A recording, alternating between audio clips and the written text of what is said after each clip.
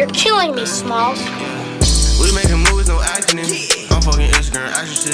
UPS shipping packages. I'm smoking weed out them packages. If I ain't got a gun, I'm stabbing it. I got some leftover lean in the cabinet. I can hit your little hoe when she happy. Poke on that pussy shit like it's a tablet. We making movies, no acting in. I'm fucking Instagram action shit. UPS doing the packaging. I'm smoking good ass weed out them packages. I can't lie 'cause I ain't capping it.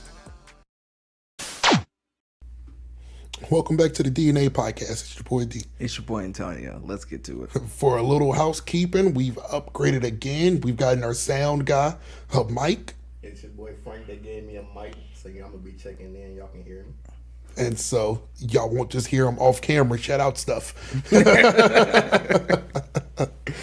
But tell us what the topic is, Frank. All right, the topic's gonna be your top 4 favorite anime arcs. Top 4 favorite anime arcs.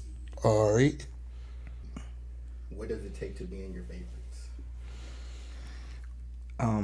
I guess for me, what makes it a favorite arc for me, it has to be memorable. It has to be the epitome of what that anime is. It has to have like a good story, good action, great fight scenes. That's what's required for me to put into my favorite arcs. I echo most of the same sentiments. It's super important for me to have long-term storytelling. None of mine is go, go, go, go.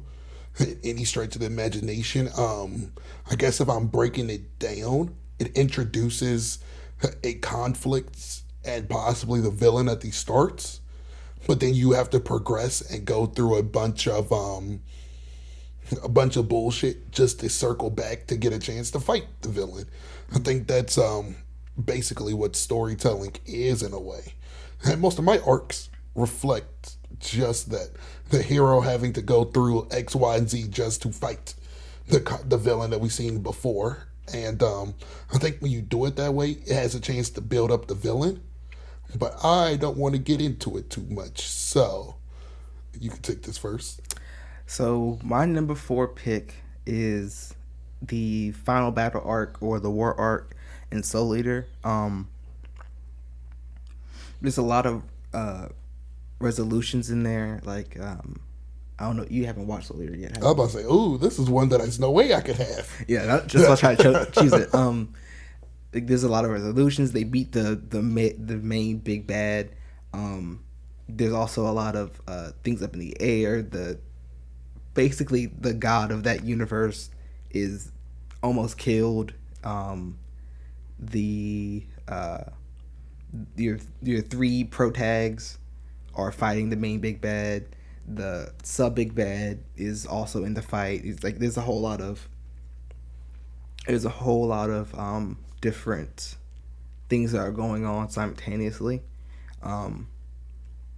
The character that's like Stein, he's going through a madness arc in his story. Is a madness arc, and like he finally gets his redemption basically, and he comes back to the light, and it's like a whole lot of really feel good things happening in that moment.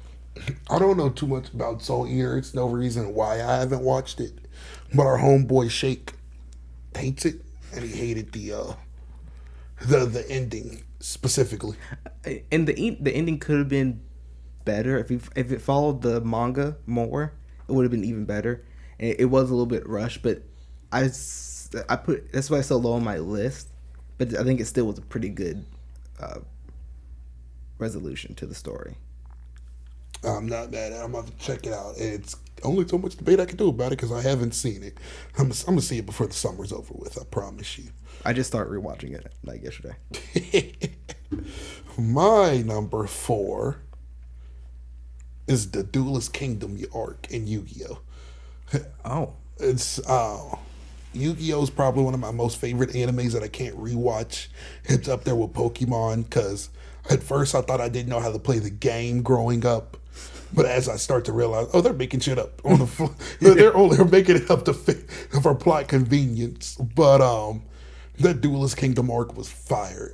Most people would say that it started when they hit the island but I'm going to say it started on the boat because beforehand, Yugi has these unstoppable cards in his deck. He has Exodia, so it's kind of there's no real conflict because when in doubt, he could always pull that out. But so they start by showing Weevil throw that bitch over the boat. He tossed the cards over the boat, and the Yugi's never used Exodia since. So now, that built more of the conflict. Really? Yeah. When they're on the way there, he was, oh, can I check the cards that you used to beat Kaiba? And that's when Joey jumped in and tried to get him, but he could only retrieve like 3, and they were badly damaged. So I think that was good. Some people was like, why couldn't they have just restricted them from using? Because that's a BS way to nerf them. Yeah, to get rid of the cards. This was a great way. Weevil was cowardly. He was scared. He thought he could beat Yugi every other way except for that damn Exodia. And I guess in a way, like, even the Pegasus, like, so they introduced Pegasus even before the arc. He's this champion. He steal Yugi's dad's soul and made him come as a ploy to get it. But it's like, if he had those cards, is there any real conflict with Pegasus once he get there? Yeah. Even if Pegasus can read his cards, once he get these bitches in his hand, it's over. Like, it doesn't matter what you can read, it's over, good buddy. But I think the build up in the arc in general, I like seeing characters like Weevil, Rex Raptor. I like seeing Joey come into his own. We meet Mai. We did the tag duel with Joey and with the Bald brothers. I can't think of their names, but just the build up to where this is one of my favorite parts in this scene when Kaiba faces Yugi to get into the castle. But Kaiba knows he's about to lose, and he threatens to basically jump off the damn building. And it was like, the Pharaoh did not give a damn. He was like, I call your bluff, nigga. But Yugi stopped him, and it was just like, it was wild to me that, damn, there's a lot of twists and turns. Now how Yugi's supposed to get in that bitch? They kind of bullshitted by just having Mai give it to him. Because it was kind of a roundabout way of, why didn't Mai just give the damn chips to Kaiba then? Like, it was such a roundabout way to get him in, but it built conflict between Yugi and the spirit. And then finally at the end, we see him face Pegasus and win, and he won with a card that we have never seen before. I don't think as far as Yu-Gi-Oh! Got that it could have ended any better. He beat the big bad with the Dark Magician of Chaos. And we never even seen that card again. I think it goes back to my point of we introduced the villain, we introduced the conflict. Hell, it raised the stakes more because he ended up taking Mokuba's and Kaiba's soul through the arc. So it went from Yugi just going for his grandpa to, I gotta get everybody else's shit. I gotta get everybody else. And I think it's great. Like, I rewatched some of it just to try to, and it still kind of holds up and it ain't bad. I've watched some clips since I watched it the first time. I have not watched the whole arc or the whole series. Yeah. But I have rewatched some clips, and I was like, yeah, this was really tense for me as a kid. Like, I really was invested in this. I think it has a bunch of good little small, like, I guess it was meme worthy back then. Because my favorite damn, that nigga Baby Keith done pulled the Thule out in the card game. Damn, Baby Keith was really wild and bro, these are cards. Hey, see that nigga in spades. Shoot the family function, motherfucker. Or you done activated my strap card. So it was definitely meme worthy back in the day. But that's my number 4. To continue, what's going to be y'all's number 3? Y'all's third favorite. Yeah, you go ahead and start number 3 off. Okay. So I copped out on this because I really can't choose between one. If I'm forced to choose, I will. But they're both from Naruto. Shippuden and regular Naruto. The Pain Assault arc or the original tuning exams. The one, the tournaments. I could not pick both because I cannot pick between both because they're both Naruto. But they're all from 2 different series, though. I consider it both the same series. Yes, but like, you know, If you're putting me on the spots, I will go with the Pain Assault arc Okay. from Shippuden. I think mainly because Pain was such a likable character. And it was like, to me, the best villains are people when in hindsight, they aren't necessarily wrong. Pain is not wrong. He's not wrong in any stretch of the imagination. He's just getting get back. That's all he's doing. Why do you have to do this to the Leaf? I'm getting get back for what y'all did to me. Like, I mean, in a few short words, that's what the ninja, and like you said, a good arc basically defines the anime. But that's basically what they, even as we know Naruto and his gang to do, what y'all have killed others in revenge for y'all's fallen homies, for X, Y, and Z. So Pain lost a village, so his revenge is y'all's village. Like, that's what we know, and this is the ninja world to what it's built and what we've seen. Up until this point, we've seen the flashbacks of the first Hokage and Madara. We've seen Itachi. I don't know. I can't remember off the top of my head if Itachi and Sasuke arc happens right before or right after this. I think it's right after. I think it's right the after next too. arc, yeah. So, but even still, like Itachi killing his clan just so that the Uchihas don't get revenge for how they treated or this or that. It's pretty much is a dog eat dog world in the Shinobi world, and Pain is one of those outliers. He sees it for what it is, and so I think he's the perfect villain so far. And if you ask me, I think he's the best villain in all of Naruto. And so, once again, it has the build. That motherfucker was on a war path. He went through the city. He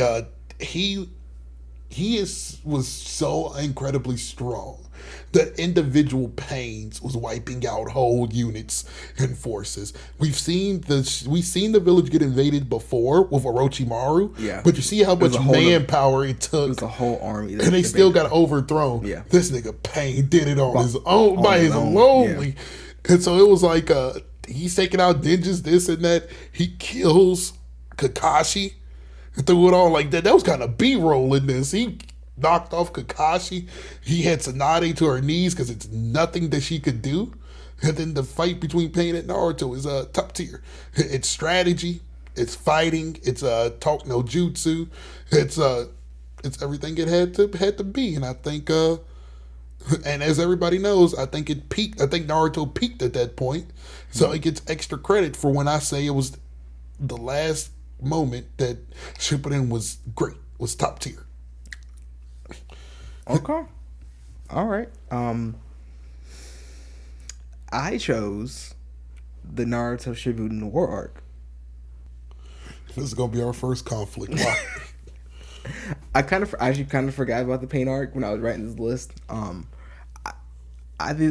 reason I chose this arc specifically is just because you see the fight against Madara and, like, you know, dropping 2 meteors on these niggas. That's just iconic. It's so you know, groundbreaking. And not, well, I don't say groundbreaking, but like it stuck in my head forever. That shit was boulder breaking on them niggas. It was boulder breaking on their asses. It was funny because, like, the guy thought he stopped the first one and then he dropped the second one on his ass. It was the sheer shit talking when he did it. It was Inoki. Good job, Inoki. What do you do about the second one? What second one? What the hell? My question was both of those flying around and you yanked them? Or did you make both of them in the sky? I don't know, but that's top tier. And it's like, he was literally a god, because like it's one thing to do fire or make the sand move, you know, do earth around you. Bro, your jutsu went into the sky. Like it's like you transcended earth and went to go yank that bitch. Just pull that bitch out of the universe. Yeah, so that scene, the scene where all the ninjas are attacking him, and you can see his Sharingan moving around. He's like looking at everybody.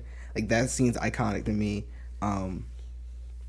Naruto sharing all his chakra to everybody and still having enough chakra to hold his own. So is yours just this war part before they become Jinchuriki? or you're getting to that part.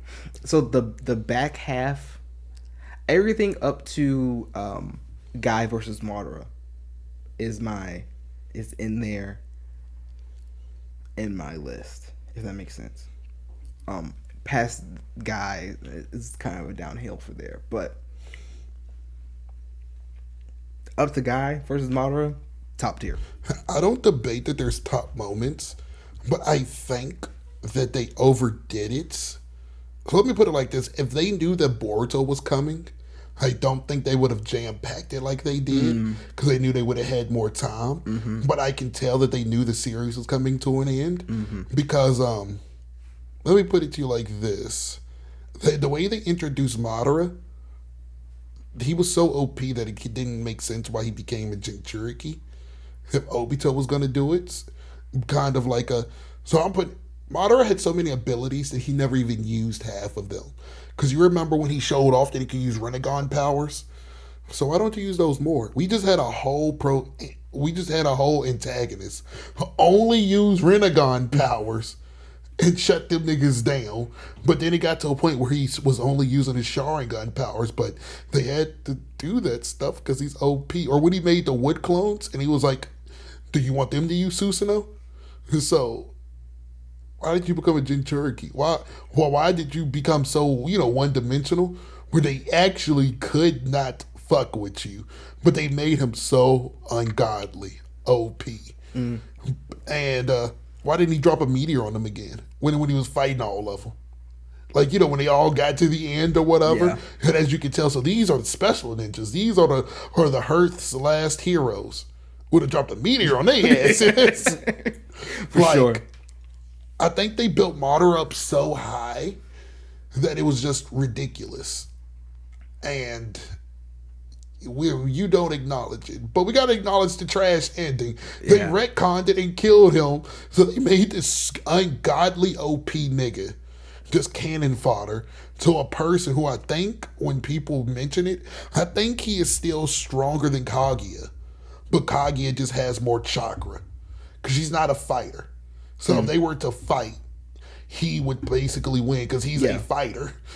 Because realistically, Madara can beat Naruto, right? He can beat Sasuke. He can beat the people who beat. It's not even realistic. I don't think the author could actually find a way to bullshit it for him to lose. But I do like Guy versus Madara. That shit was like, if the show wasn't called Naruto, Guy would have won right then and there, which I thought would have been hard to reveal that Obito has been Toby this whole time.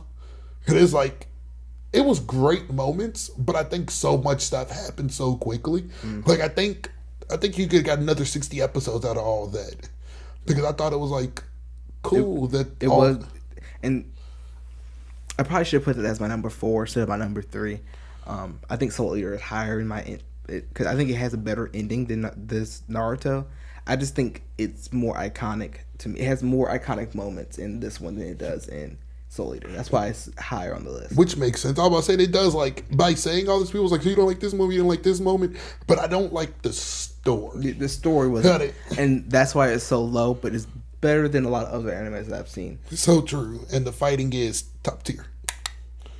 But when we do a worst anime arcs list, that's actually on mine. It's on yours? Yeah. We're getting somewhere. But yeah, those are number 3s. All right. And next is just going to be number 2.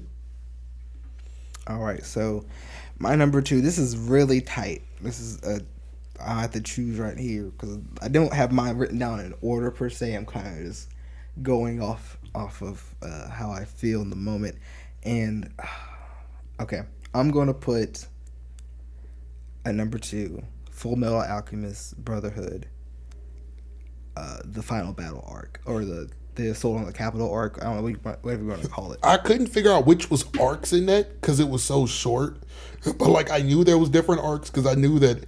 Like, I guess now that I'm saying it out loud, I guess Nina Tucker was an arc. And then I think, but like it's so hard to tell because so much stuff happens quickly. To me, like that arc that's in the figuring out what the Sorcerer's Stone is. and then so how I break it up. This is not canon. This is my head canon. I break it up. Research, like finding out what the Sorcerer's Stone is. They find out. Then it's the build up to the final battle, and it's the final battle arc. So it's 4 arcs, but Okay, I'll say because like it's what I believe. I think it's either 59 or 61 episodes. I don't know why those are the 2 numbers, but it's like it's only but so many arcs it could be in that short amount of time. But the final battle is yours. Wow. Yeah, so they have the fight against Pride. They have the fight against Wrath that goes on there. Of course, the fight against Father, and like so the fight scenes are phenomenal. Mustang kills Envy. Well, doesn't kill her, but turns her into like a little lizard. Like burns her up till she barely has any powers left. I think that arc was the one of the best to me, just because it fully embodied what Fullmetal Alchemist was. There's no changes in how the power system works. Like in Naruto, like they were throwing fucking changes in there left and right at the end. You know what I'm saying? Things were just fucking different. I'm gonna be real with you. I felt like there was a change. Nobody powered up per se. Like there wasn't no power ups in Full Metal. I think it's kind of weird how the homunculus lost, because for so long they could not be fucked with. And I mean that's the point of a good story. The bad guy gets theirs, but it's like so Envy was never much of a fighter. Like I'll just give that out there. But like, how did Pride lose again? I can't think off the top of my head, but I know he lost. But Pride he was the Fuhrer. He was ungod. Like, well, Pride was Pride the Fuhrer was no Pride. Wrath is Wrath was Pride. Yeah, Pride is a little kid. Yup. So yeah, Pride didn't. Take Pride. I hated Pride, but it makes sense why he was, because he was covered from everything. But Fuhrer King Bradley was literally untouchable. He was untouchable through the war and everything that we built up to. So there was nobody that could beat. We know that there was nobody, but they found a way. How they killed Fuhrer Bradley? I kind of feel like he didn't die. I know, so Pride didn't die because he hasn't a chance. Yeah, they're giving him a chance to be a real kid. Bad mistake. Went off that nigga, but well, he got turned back into a little baby. Gotta smoke him. Gotta smoke him. You got too much. I gotta smoke you now, specifically since Ed doesn't even have alchemy anymore. Nope, you're a danger. You're a danger. But I'm forgetting how Bradley died, but I know that both his arms got sliced. Yeah, but also Bradley's not like a regular homunculus because he's a homunculus that can age. He doesn't have all the protections that a normal homunculus would have. So like a well-placed bullet could actually kill Bradley. True. And I guess he was starting to slow down in quotes. Because he was getting older, yeah. But he was overclocked. So if a human is 100%, a homunculus is 200%, he was starting to slow down. He was still 130. he was still overclocked to the best human. With all that. It was a good sequence, but it's just, from what we've seen, for there to even been a fight, it took me out because he's done away with people so quickly before they can raise their arms. So they've gotten so good to where. But they've also fought Bradley a couple times by now. Did you not feel though? This is no BS. Did you not feel those times before that he was holding back? I guess that's why I'm taking up. Well, I thought he was holding back against Edward and against anybody who was I can't remember what they called them. I call them dogs. Like the chosen ones, like the people who've seen the gate. Yeah. They would intentionally not kill them. True. Because they were needed for the ritual. Yeah. So anytime he fought them, he would always hold back. I was about to say, because I remember the other homunculus, the one that they actually killed and brought back, was that Greed. the original greed or whatever, he did it so fast. Ed was having such a hard time just catching him. Bradley killed him before he could talk. Like, he did it just so fast. So you're telling me that they went from such and such, but like now they're holding, not only are they holding their own in battle, they've gotten past the point of where, where he's that OP. Y'all beat him. Now, even then, it was by luck because of the light into his eyes, but it was still just kind of like, y'all had to beat him, but but they had to kill him off. yeah, I was about to say, the way y'all presented him kind of runs the same moderate thing. Y'all kind of made Bradley look kind of too OP. Pride and Bradley were kind of unstoppable. Yeah. And there was really no way for them to kill them anyway. And it's like, I told you, you always know my main gripes. Ed barely even, Father was a literal god. So it's like he weakened him. He wasn't a fighter, so he got his ass whooped. He got his comeuppance, and that's what we wanted. But Father was just as good a fighter as Ed. But as soon as his alchemy went away, Ed done whooped that little ass. Oh yeah. He never had to throw hands before. No, that's my point. It's like he's not a fighter. When he got that alchemy, he's untouchable. But these right here, Ed done whooped his. So it was just like. So y'all made y'all's bads way too tough. So you had to zap them of what, because without the alchemy, Father's not even a villain in this universe. For that reason, so when you took the alchemy away, it's not, we made it fair. He made it fair for everybody. He's not. Well, they made him human. It's really what happened. But I guess the reason why it's number 2 on my list. Like I was saying, the rules of their power system did not change. Which is, I guess Bradley was super strong and was fast and everything, but Bradley did not use any alchemy. I wondered if that's one of those other things that I always wondered. Did he not, just because he was so OP, that he took it as a point of pride? I'm not going to use alchemy on y'all niggas, or could he not? As far as I know, he wasn't an alchemist at all. They've never shown. I'm pretty sure he could have learned if he was tried. Just a swordsman, right? He was just good with a sword. He was just the greatest swordsman of all time. That was just it. I was about to say, now that you say it, because we went through training, he was just a swordsman. And all the other homunculus used alchemy in some way or the other. Greed turned his skin into carbon, basically hard as diamonds. Yep. Envy obviously can change her whole body. Gluttony his final power was he can open up basically a black hole. And then lust, she could manipulate her body to make it into basically a lance or a spear or whatever. And it is just Wrath was just Wrath was just a regular nigga that could throw hands on him.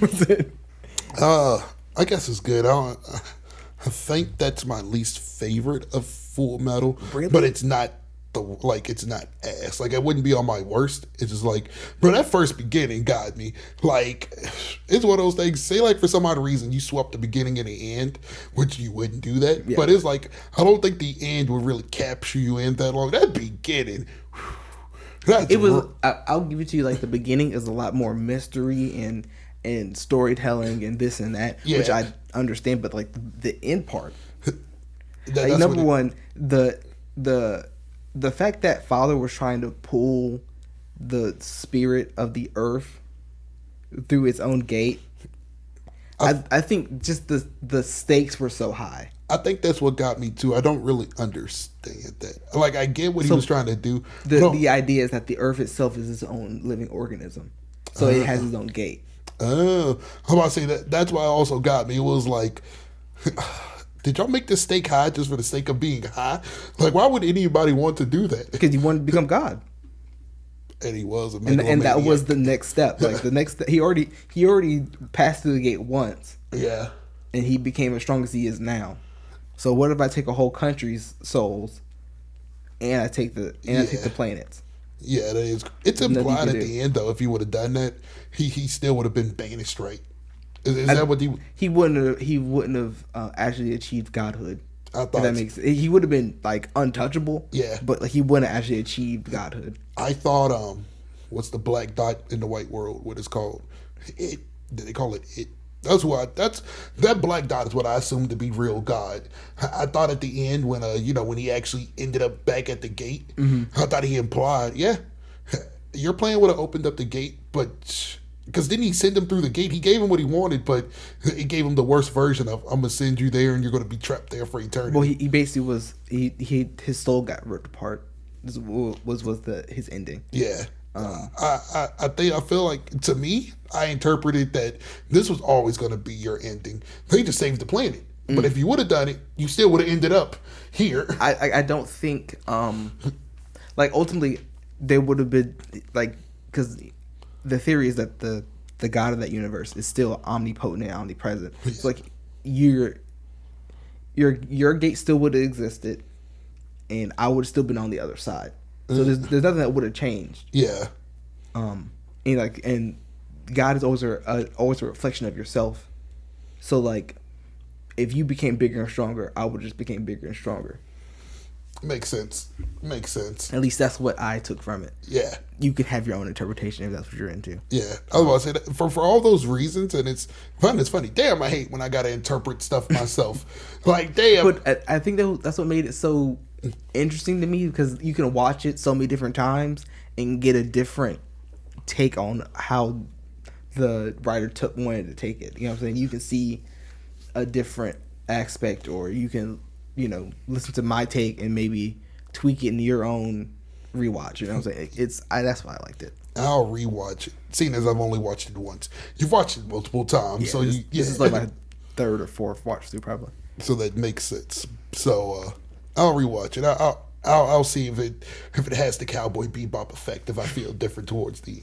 You will. My number 2 is a classic. I was going back and forth with this one.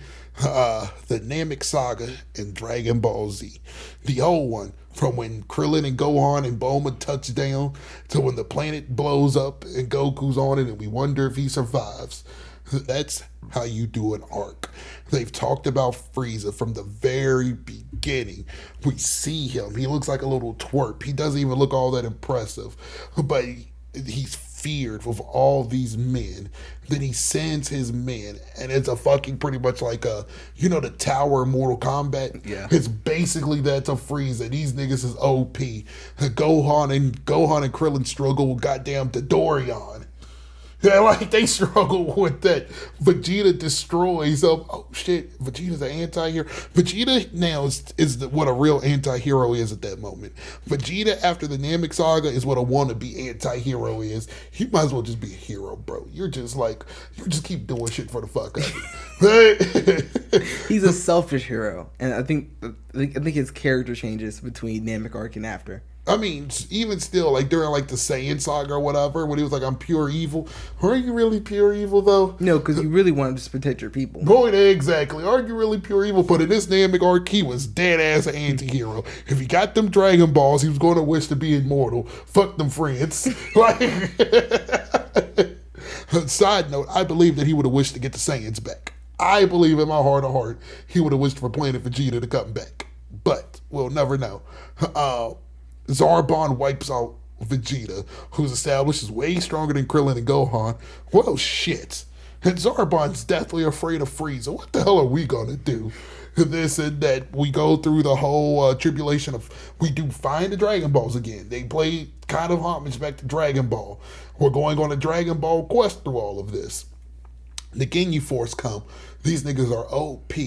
Also in the arc, they found a way to keep Frieza away from everybody. It was weird because it's a planet and they can fly it halfway through the planet in less than 30 seconds. But Frieza, it was away from everybody. And it was just like, Frieza kept sending out all these people. Now the Ginyu Force shows up, washes all of them. We see Vegeta get that ass whooped. Goku comes, boom, boom, boom. Oh, Goku's gonna beat Frieza, so we know he's no match for them. Damn, Ginyu changed his body, which we've never seen another character even attempt to learn. And so we go through the whole, we gotta find a way to get Goku his body back. But Vegeta takes liberties and beat the hell out of it, which is another good device to get Goku out the picture while he trains, like while his body heals up. And Frieza to go through his transformations. Because kind of at that point, there was kind of no reason for Goku to be there if Frieza is not already powered up. Gave a good reason for him to be out the picture. That was perfect. He's healing up, as you know, it has been established. Saiyan blood, he got stronger due to the ass whooping from Vegeta. So Vegeta taking liberties kind of backfired on Vegeta. Yeah. You made the nigga stronger. And then just the Frieza fight itself, that's how you do it. The transformations, I think, are perfect. From his second form to when he looks like King Cold, then he looks like the Predator, which I think is the best form. I wish they bring it back into games. And then just the slender look. When people, what I mean by Dragon Ball Z came up with transformations, most animes before, and even most after now, transform into this big, hideous monster. Frieza's ultimate form was slender. It was simple. It was short. It was like it was beauty and terror and simplicity. And that's what he was. So like after we seen the third version when he looked like the Predator, damn, what this nigga gonna look like now? And it's just I dead ass did not like the way he looked then. I was like, oh, this not good. He looks normal. Like that, you know that ain't good. You look a normal nigga. He better beat your ass. And so he terrorized. And then what taps it off is we finally seen Super Saiyan. Vegeta's been mentioning Super Saiyan since before when he healed up after the fight on Earth. He's only kept mentioning, and for all intents and purposes, I thought they were already Super Saiyans because the name is a Saiyan that is super. So I was like, damn, they already Super Saiyans. What the? Oh, Goku hits that transformation. The hair turns yellow. Yeah. That eyes change colors. Oh, you know it. Like, if you've been watching this series, you knew without a shadow of a doubt. Oh, this is a Super Saiyan. Like, this is what it is. It's the greatest transformation to me in anime history, which is kind of weird because Frieza's transformation 2 is up there, but it overshadows this by far. We have to battle, and if it would have ended the way Akira wanted, it ended ambiguous with Goku either dead or not off of planet Namek. And like, you just can't. There was so much fit in. I don't think any was filler. It all made sense. Now, somebody could have said, why didn't Frieza just go and do everything himself? The Ginyu Force came to get scouters. That's why they came. Frieza can't sense power levels, so he had to get the Ginyu Force to bring new scouters. Everything made sense. It didn't feel like they were elongating it for no reason. I don't think I've seen plenty of arcs. I have one above it. They go back and forth. I think nostalgia's kicking in, but I've seen plenty of animes. I've watched plenty of arcs. I don't think any other anime has done an arc the same. Just from the sheer length, the mythical, the ethos, the payoff. I don't think any other anime has done arc the same. And that's my number 2. Alright. And then it's gonna be y'all's top favorite anime arc. I said a lot, but I'll go with my number 1. My number 1, if you know me, you know the Yu Yu Hakusho arc. And there's only one Yu Yu Hakusho arc. That's good. That's all-time greats. It is the Dark Tournament. I picked it just so I could talk about tournament arcs for specifically in this episode. I don't give a damn about any other tournament arc. I don't give a damn about Dragon Ball Super. I don't give a damn about the tuning exam. Well, the tuning exams took inspiration. I don't give a damn about X, Y, or Z. This is how you do a tournament.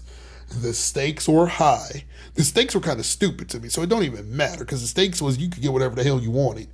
But every fight meant something. Even the fight between the filler guys meant something.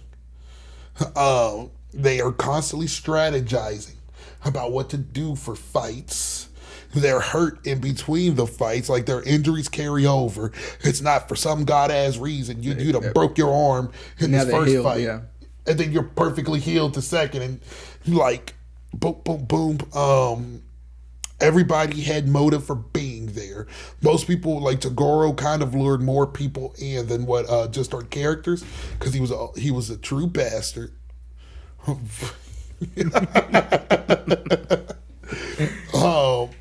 the fights were lit. Like, the fights were thought out, lit as hell. Oh, off the top of my head, Yusuke versus Jin. Jin makes tornadoes and he hit like a motherfucking Mack truck. Yusuke went suicide bomber. He realized an explosion at the heart of the tornado ends both of us. And that's physics meeting anime. And he did it. And guess what? At the center, when the explosion goes off, the person who's at the center of the damn explosion, aka creating it, is screwed. It's screwed. And so there was plenty of stuff like that. We see Genkai die. So we got that. She passes over. We see the escalation of Yusuke and Kuwabara into men because they're accepting it and they're accepting their role of leaders on the team. It's great. Even the ending to Goro being the villain that we know, like, he had a chance to go into heaven, but he chooses hell because that's the path he's always walked. We figured out, why did he become a demon? He became a demon so he wouldn't have to witness his people die anymore. And so it was just like, it's everything that you wanted in a tournament arc. I don't care what they do now in tournaments. If your tournament arc is damn 10 episodes, 20 episodes, if it's multi-people in the ring, they ain't doing it right. I think you can have a tournament arc with multiple people in the ring. If it's a team tournament arc. You're getting lazy. If it's my team versus your team, it should be one-on-one, run the ones. Okay. If you want to do it like a point system, if it's 5v5, first one to 3, cool. If it's you gotta wipe off everybody on the team, which I think is the best format, to where, oh, I won but a buddy lost, fuck. You know I gotta go again. I got to go again because buddy lost. I like that format. Dragon Ball Super hated it. Hated it because they know they cheapened out because every other tournament was fucking ones.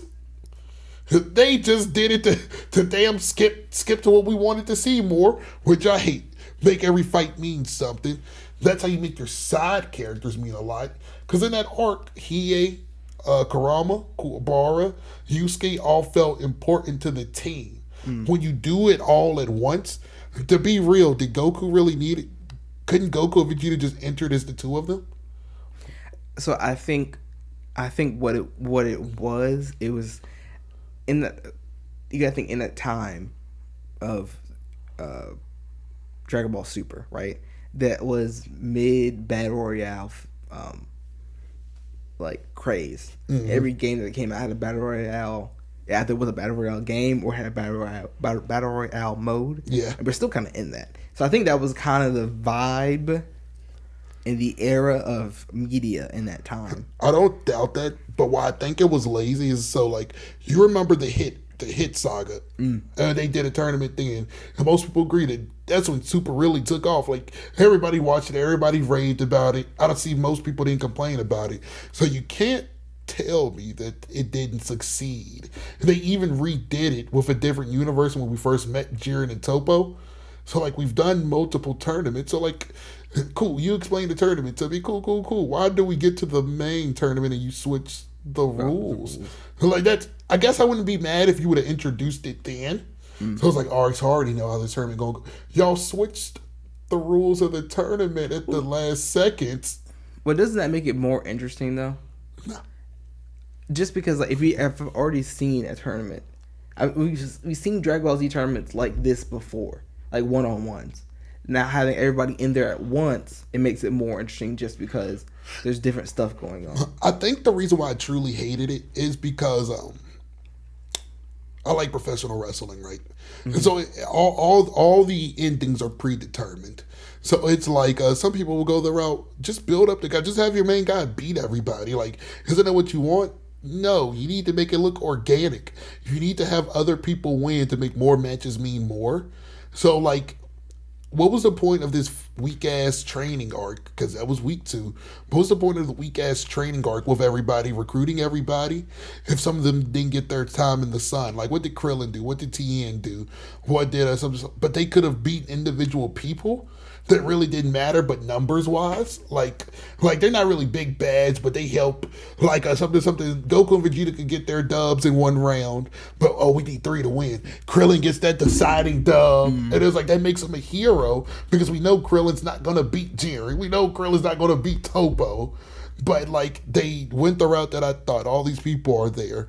Goku and Vegeta practically was half-assed. Even Jiren was fucking meditating through half of it, and it was just like, yeah, that's how I feel too. Thanks for drawing a character that feels the way I feel about the tournament. Not worth a damn. Like, because I think a battle royale works, but not in a system of Dragon Ball Z, where there's obviously tiers. There's levels to this game. Goku and Vegeta are tier S. I think the next person is Gohan, but he's B. He's not even A. So that shows you how drastically because Gohan is not Mystic Gohan. Yeah. That it shows you how drastically different the whatever. So I feel like it's so much missed opportunity because I'm a guy that you need to build the side characters. I don't know why people in anime be like, just get to the top characters. Build the side people, because how would I care? In the Frieza arc when he came back, why did I really care about them fighting all the Frieza goons when you've told me for years that these guys aren't nowhere near Goku and Vegeta's level? Like, why should I care if for years you've been telling me not to care? No, I think that was a little mishandled. I feel like Goku and Vegeta should have just sat that bitch out and let the side characters whoop their ass. That's just what I mean. Like, and then you really would have seen, like, you know, you could have seen Piccolo and Tien and all them. Like, they've been putting fucking work in. And that's what a tournament does. Or like what people fail to realize is, some people have asked me, why do you like Krillin so much? Why do you like Yamcha or Tien? They do nothing. You're right. In Dragon Ball Z, they've done not shit. There's no reason to like them. In Dragon Ball, during the tournament arcs, when they had a chance to showcase their skill and be competitive, even when they lost, also another wrestling term, there's a win and a loss. When you take the champion or you take the big bad far. There was one, it was the final world tournament arc. Krillin faced off against Piccolo, who's going by Demon Jr. He took Piccolo to the edge. Even Piccolo was starting to sweat. I can't take him lightly. Krillin got so much clout because, bro, you're not even the main character. You did that. That's what building characters up. Krillin gets so much clout because we know, so Krillin's kind of like that. I mean, he ain't beat Piccolo, but he got him a little nervous. He made him sweat a little bit. That's what tournament arcs is supposed. That's the gist of tournament's supposed to build your characters up. If you do the tournament how Dragon Ball Z did it just to get from point A to point B, well, then you shouldn't have done a tournament. You should have just made Jiren a generic bad. Like, I know that they didn't want to do that, but y'all should have just made him want to take over the galaxy or something. If you're trying to get from point A to point B. Because didn't basically they end up wiping everybody out and we got to the... Let me put it like this. There was no way that Jiren, Goku, or Vegeta was getting knocked off by those side characters in the other universes. But if you make their futures and the fate of their side characters, Goku and Vegeta can't progress. Boom. So in the top of my head, this is what I would have done. Every round, you got to do different pairings of 3. A same person cannot participate that's participated in a round before. Boom. Does it. That way Goku and Vegeta cannot just dominate through every single round. Boom. You put added emphasis on other characters. And there you go. There was 10 on the team, so you could do 4. There has to be 4, but nobody of that 4 can do the next one. And then that's how you do it. That's how you build up characters. And that's how you raise the stakes of, the universe could go. And there's nothing Goku and Vegeta can do because they wasted their turn the first time. I mean, you would definitely just have to put one on each. You would hope they cycle. do, but they do some dumbass shit now. True. But that's how I looked at it. That's how Yu Hakusho, that's what they did. Genkai and Hiei was trapped in this barrier and got disqualified. Yusuke lost by disqualification. And Karama won too and whatever and lost by disqualification too. So it was on Kuwabara, who had broken bones, and if he doesn't go, they lost. There is no, sub or this. It is on. And so it's just like, damn, Kuwabara, I don't know how you gonna make this out, brother, with broken bones. Like, that's... True shit. Yeah. And that's... The Dark Tournament did it for me. If you make anime and you don't watch the Dark Tournament before you do a tournament arc, I don't have faith in you doing a tournament. That's my number. That's why I made it number one. I think the Namek Saga is better, but I wanted to talk about this in depth because it needs to be known. If I heard some people say the Dark Tournament arc sucked, they ain't people worth talking to. They ain't. Why are you speaking to me? All right, so my number one is from Hunter x Hunter, and it's the York New City arc. Classic. It is fundamental to Hunter x Hunter. Number one for me.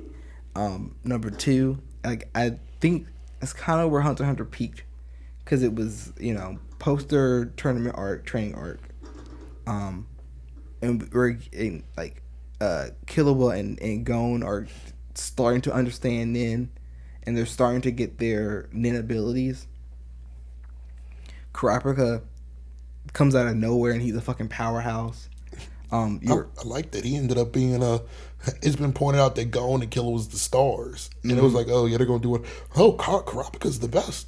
Yeah, like he's the OP nigga right now on the squad, and arguably he's still the OP nigga out of the four of them. Yeah. Yeah, and we introduced to the God, what the fuck is their names? Phantom Troop. Yeah, Phantom Troop. I blanked for just a hot second. Yeah, we get introduced to Phantom Troop. We get to see all their abilities for the most part. There's a few people that we don't get to see. And they're all likable bunch of people. Yeah, they're all likable, but you can all clearly tell that they're evil. Like they're just morally not sound. They're not necessarily bad. Their they're moral just not compass good. does not face north. Yeah, but it's not directly south. Yeah. It's about northeast. Like, cause all they really care about is Meteor City. Everything else is. That was my one problem that I had watching it. As you continue to watch, you figure out why. It's kind of like, what do they really want with the money then? Like, it's been shown that they don't really care. So why do y'all care enough to go through the effort? But I'm thinking that it's not. I don't think they ever say this, but I'm thinking that they give the money to Meteor City. Yeah. I don't think it's said outright either, but for the fact that when we see them, they go back to Meteor City and chill, whatever. I think it's implied that they do all that for Meteor City.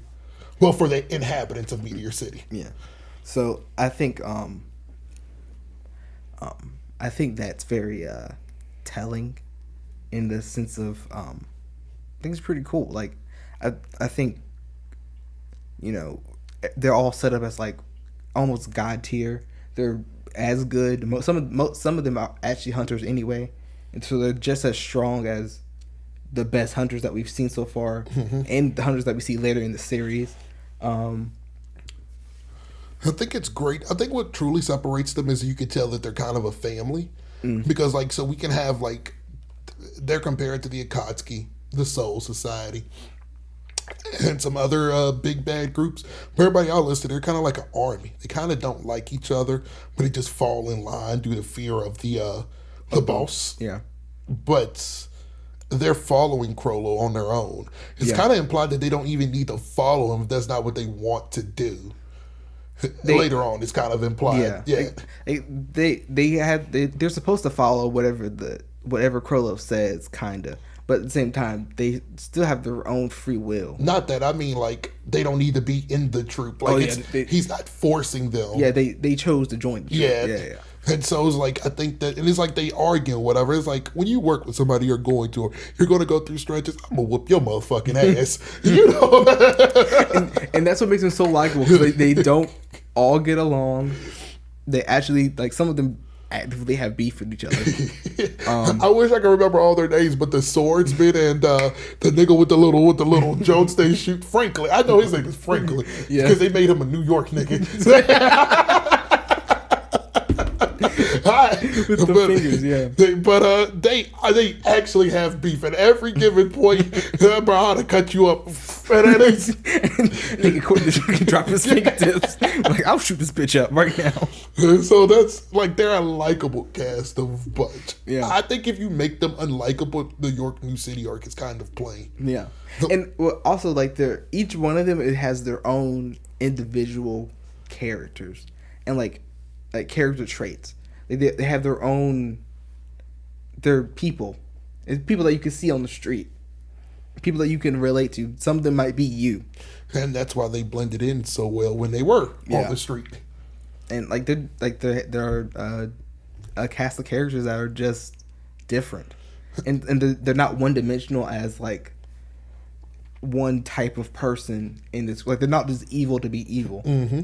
Now, I'm pretty sure a few of them are just bad people just to be bad people. I'm gonna be honest. I don't think there's not a single one of them that's evil to be just evil. Like I think the punch guy, I can't remember what his name is. The one that his more spinning his arms. His story's the most unknown, but I still think in the root of it, he wants to protect everybody. I mean, that could be fine, but I'm saying as out of the group, he's probably the most sinister at all of them. And I was say that's what I know that's what you meant, but like he did not just join the group to kill people. No, if his only motive is to keep everybody else safe, that's still a reasonable motive. Yeah, the person who that is Yusuke. Well, yeah. He is the person that I joined this just to fight niggas. Yeah, I was saying because I thought Phaeton was the most evilest one out of all of them. He's the most unhinged. Yeah, but he's not evil. He likes torturing people. Yeah, but he uses his talents for a reason. Yeah.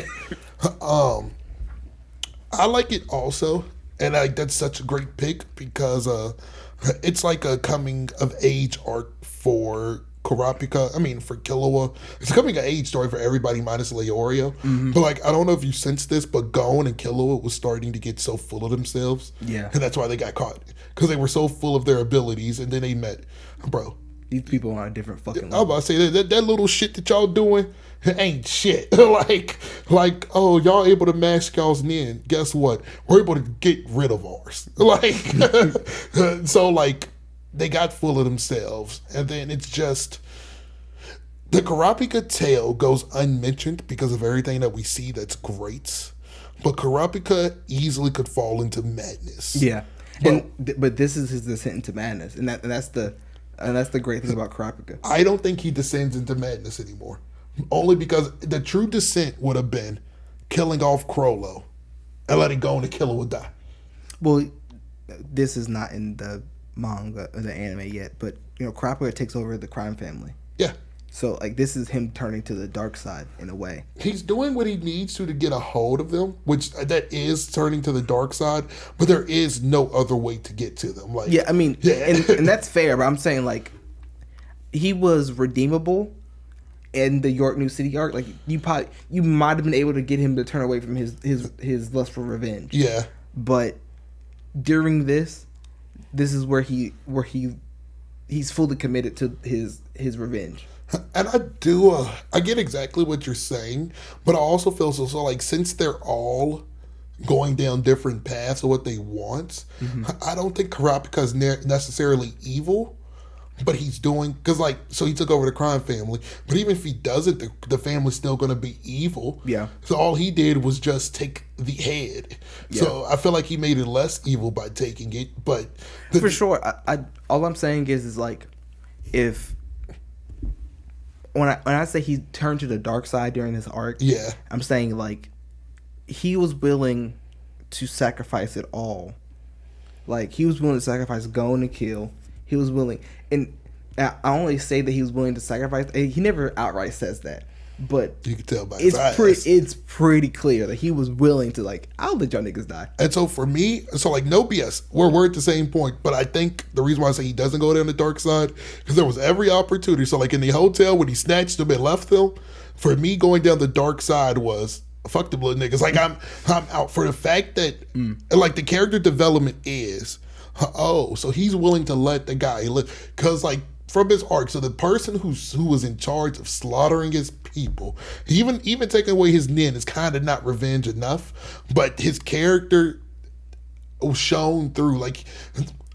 So for me, so if he went down the dark path, he would have killed Crollo, and they would have killed Gon or whatever, and he would have just been like, oh, okay. Just because I'm going to kill y'all anyway, so this is just more blood. But for the fact that he's found a new family, he's found new friends, that means more than his goal. So I still think Kurapika is dancing that line still. And I think he's went back. I think he was able to get a hold of his emotions. He's still on that line. Because I think at any moment he could fucking go back over. It's the Batman line that you hate. I mean, in general, if for him being a killer, does that not make him the bad guy? But for me, it's like, so Not he's in- going to kill them. Like, that's... Not in this. He's going to kill them, yeah. In the world of Hunter x Hunter, niggas get murked every day.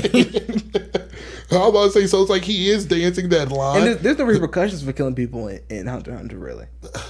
So there is repercussions, but who's going to enforce it? Well, if you have a hunter's license, there's no real rules. No, that's the point. Like the only person who could even try to enforce the rules on you is another hunter. But it's like Hisoka got his. Who the hell is stopping to Hisoka to tell him he did wrong? Like, it can only be somebody out of like the 12 or like the Grand Master or whatever. Nobody is stepping to that nigga and stopping him. So like, you're right that there are no rules. I'm just saying there are rules, just ain't no way to stop them niggas. There's like, rules for the everyday niggas out there, yeah. I was about to say, like, we hope that you don't try to take over the city, but I mean, if you do. But a controversial opinion to some people, not me. Some people think the Chimera Ant arc is the best, because I've read plenty of places where some people think Chimera Ant arc is top 2 or 3 of all time. It's a little too convoluted for me. It's way too convoluted for me. Like, I think it's good. I think the fight scenes are good. You have the development. Like, you see Gon's fall into madness. You see Keel's redemption into the light. Like, Yeah. and you get the character switch of the two. You know what I'm saying? And then people talk about how the humans become monsters and the monsters become human. But isn't that technically what we just talked about with Killua? Yeah. Like, isn't that what we just so? And I think York New City does it better than the Chimera Ant arc, and that is just my opinion. I just wanted to bring it up because we both feel the same way about it. But it's so damning when I read. Me Chimera arc reading is about it is better than me when I watched it. When I read what people take away from the Chimera Ant arc, that's kind of fire. But I know what I seen, and I know that I'm not impressed with that shit. Like that's honest to God in my heart. I'm not impressed with that shit like this. And I think the fights were better in York New City, even though they were less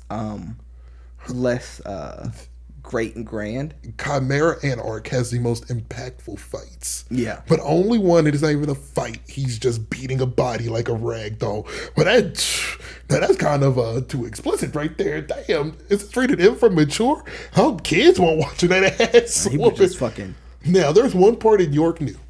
I'm going to play devil's advocate that's convoluted for me. When they captured the kids again, why did they not break their arms or legs or something? Bro, so y'all literally got away the first time. And y'all put yourselves in harm's way again by letting us capture you. So I know Karapika said if anything happens on Whoopty Whoop, bro, we can't let y'all go. Y'all letting these niggas go again? Bro, for the fact that we had to capture y'all's asses twice shows that y'all are pain in our ass. And even at the end when they were at the auction house and they saw them and let them go. Well, everything was resolved then. I do get that. I guess the weird thing to me is that the Phantom Troop is so laid back. It's resolved, but y'all still aren't pissed that them niggas that hunted you. Like, through this whole arc, the Phantom Troop was not looking for them. Y'all were looking for us. So y'all were hunting us. Y'all done killed Uvuno?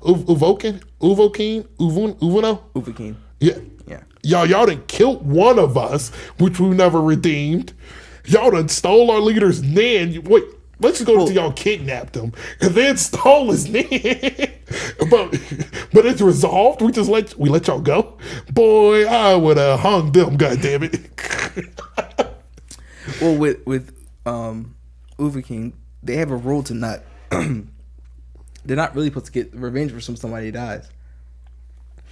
They're supposed to let that shit go.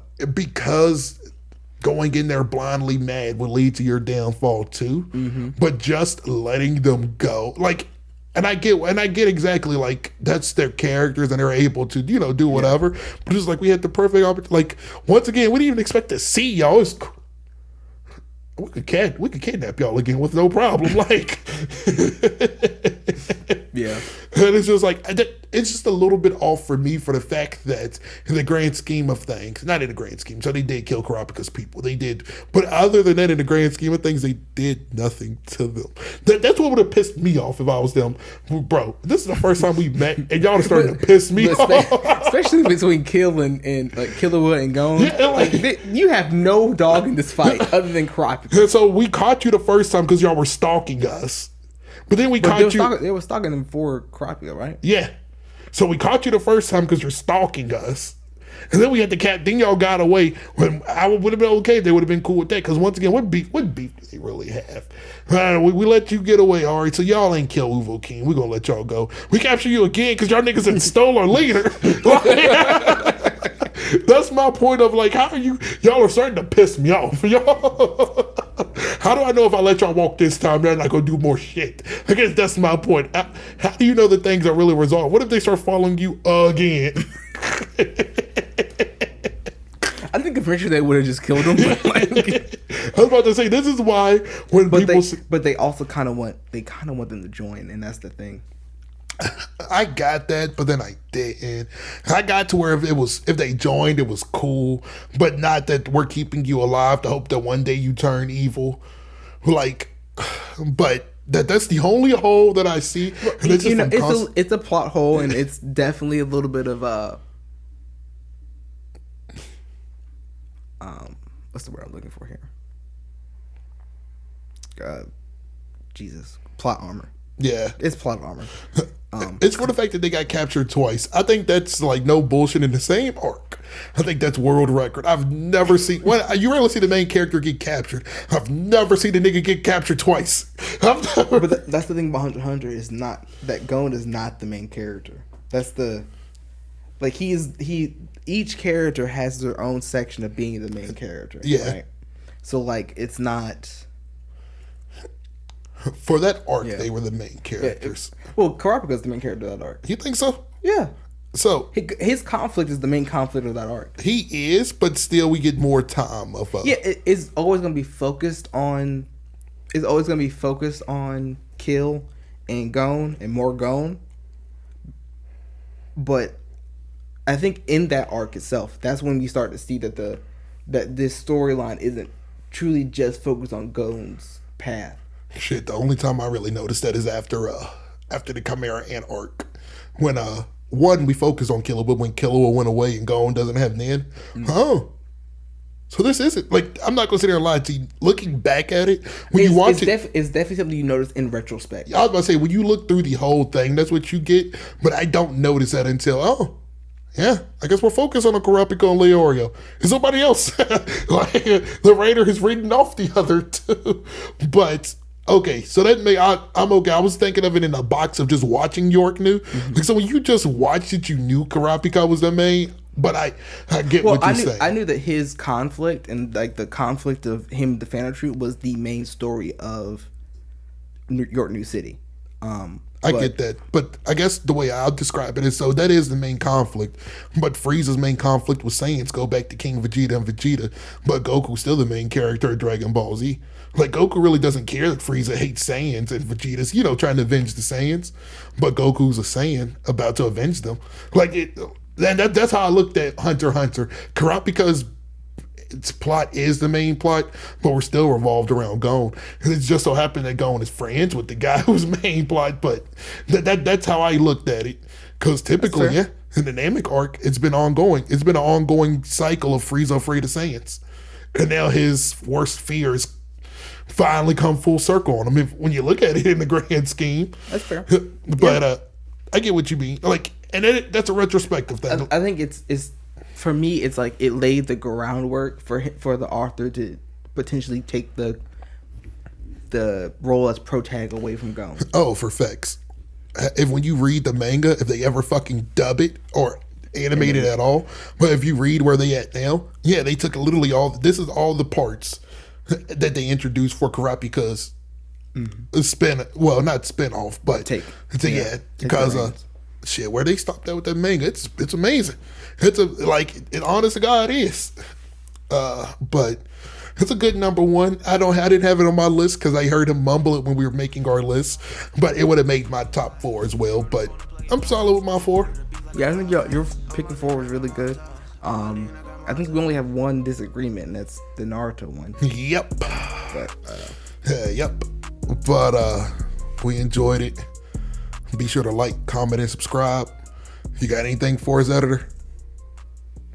Y'all just tune in for the next one. We out.